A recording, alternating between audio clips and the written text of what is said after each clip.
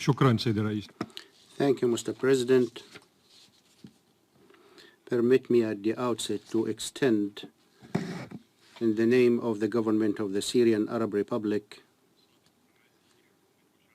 our condolences to the government and people of Nigeria, given the terrorist acts that battered Kano and Tus cities and took the toll of hundreds of innocent civilians. We sympathize with the relatives of the victims. I would like to start my statement with this condolence because all of us around this round table feel the enormity of terrorism. None of you feels that as we the Syrians feel it. Mr. President, some member states introducing this draft resolution while dealing with the Syrian situation remind me of Dr. Jekyll and Mr. Hyde in the novel of the Scottish writer Robert Stevenson. Those states are trying to impersonate the role of Dr. Jekyll, the good guy, by promoting noble principles, while in reality they represent Mr. Hyde, the evil guy. This evil role is manifested through their involvement in backing terrorism in Syria and contributing to the continuation of Syrian bloodshed and shedding crocodile tears over bloodshed in Syria. The hands of Mr. Hyde, ladies and gentlemen, are stained with Syrian blood, although he falsely claims his friendship for the Syrian people. So much so that even the former president of the so-called Syrian coalition, mentioned by my colleague, the permanent representative of Russian Federation, I say the former president of so-called Syrian coalition, a coalition pre-orchestrated and manufactured by those who call themselves friends of the Syrian people, described himself a few days ago. Those friends, and I quote, half of them are liars, imposters, and hypocrites, and they are responsible for the conditions we are witnessing today in Syria, adding that the West seeks to partition Syria, end of quote. This is the statement of a former president of the Doha coalition that was manufactured in well-known capitals. It is a mere coincidence that history presents lots of evidence authenticating this fact. On this day in 1945, the Syrian delegation was participating in the San Francisco Conference for the efforts of drafting the Charter of the United Nations, during which a formulation of Article 78 of the UN Charter was reached, and it guaranteed that Syria would not become a territory under French mandate. Dear colleagues, the occupying French authorities on the day of May 29, 1945, bombed the Syrian parliament and killed its garrison.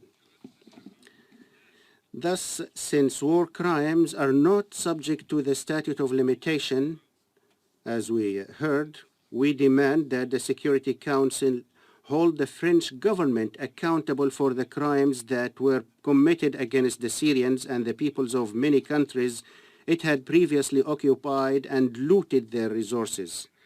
We call upon the French government to apologize in public and to pay compensation to our people. We wish to assure that the Syrian people will not forget the Sykes-Picot Agreement and also the subsequent dislodging of the Syrian Iskandron region by France and handing it to Turkey. In addition, the people of our region will never turn a blind eye to the fact that France is the one who introduced Israeli nuclear terrorism to the region.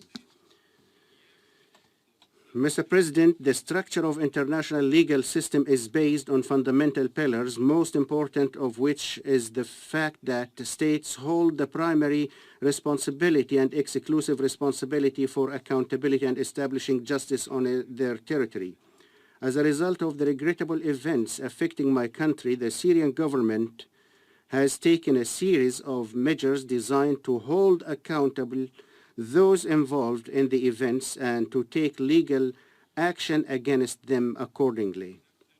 The National Investigation Committee continues to do its job in parallel with the Syrian judiciary, which is looking into thousands of cases since the start of the crisis, 30,000 cases, and has issued rulings for those involved and has settled the conditions of others. This confirms the desire and ability of the Syrian government to achieve justice and negates any pretext to involve any international judicial body that clashes with our national judiciary powers. The Syrian crisis has unveiled the level of hegemony of double standards on the mechanisms of the United Nations and using them to target certain member states in specific regions in the world in the name of law and justice. As a continuation of this approach, a group of member states submitted the draft resolution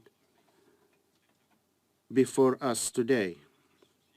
A draft that is apolitical, discriminatory, and interventionist par excellence. This draft aims at disturbing the presidential elections in Syria and reshuffling the cards, fueling the crisis, and achieving the goals of a propaganda show. This draft seeks to involve the Security Council in the hysteria of hostility adopted by some member states towards Syria and its people. Tabling this draft resolution represents a ceaseless attempt by some states to arrogate to themselves the right to be custodians of the Syrian people and its national choices. This attempt constitutes an open disregard for the will of the Syrian people and starkly contradicts the recurrent confirmation of the Security Council of its strong commitment to the sovereignty of the Syrian Arab Republic, its independence, unity, and territorial integrity, and to the call for a Syrian-led political solution for the Syrian crisis. Moreover, the grounds presented by the sponsors to justify the request of referral to the ICC are nothing but mendacious allegations and fabricated lies contained in politicized and biased reports that absolutely defy reason. Those reports are provided by committees that ignored all the complaints, documents, evidence, and proofs provided by the Syrian government. Those reports effectively contribute to serving the agendas of states engaged in hostile campaign against my country, Syria.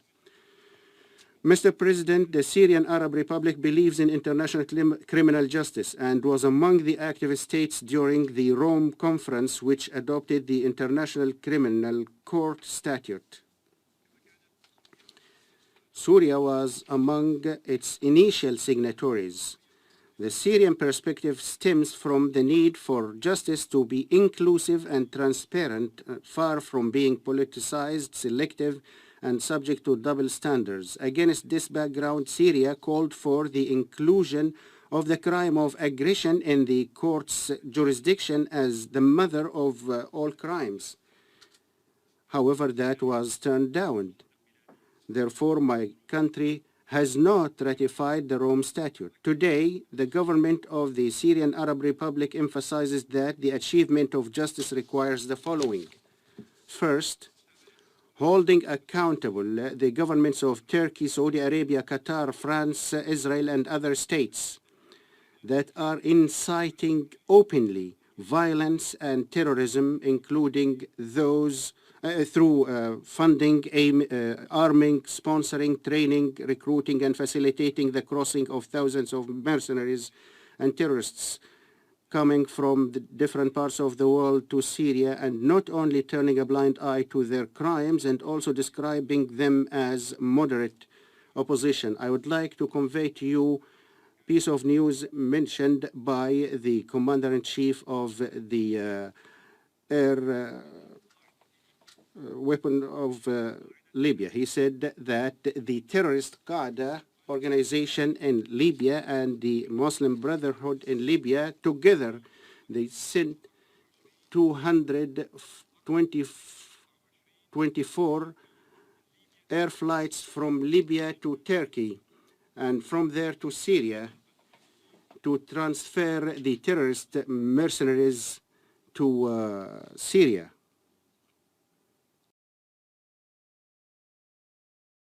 Situation remind me of Dr. Jekyll and Mr. Hyde in the novel of the Scottish writer Robert Stevenson. Those states are trying to impersonate the role of Dr. Jekyll, the good guy, by promoting noble principles while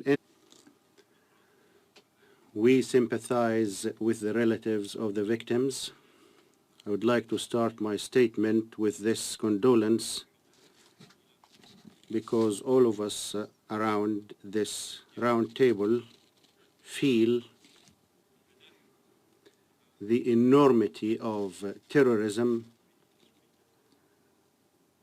None of you feels that as we the Syrians feel it. Mr. President,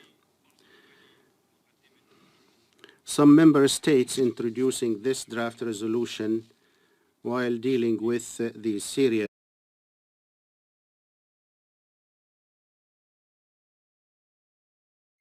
شكرا سيد الرئيس. Thank you, Mr. President. Permit me at the outset to extend, in the name of the government of the Syrian Arab Republic, our condolences to the government and people of Nigeria, given the terrorist acts that battered Kano and Tus cities and took the toll of hundreds of innocent civilians.